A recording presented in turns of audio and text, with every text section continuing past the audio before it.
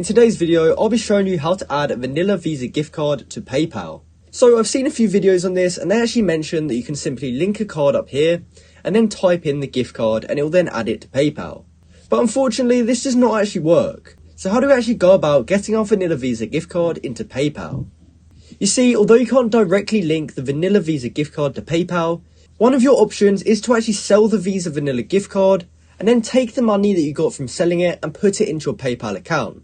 So this website is actually for selling and buying gift cards in the UK. And if you did want to go ahead and sell it, you can simply click sell gift cards and then type in the gift card that you want. But obviously, if you're from America, you're going to want to find an American shop which you can sell gift cards to. But make sure you do look into these companies and make sure they're legit before you sell them your gift card. So although this probably isn't the answer that you wanted, hopefully this video will still help you out, so that you know that it's not possible to add your Visa Vanilla gift card to PayPal directly. However, it can be done via selling the gift card and putting the balance into your bank account and putting the balance into your PayPal account.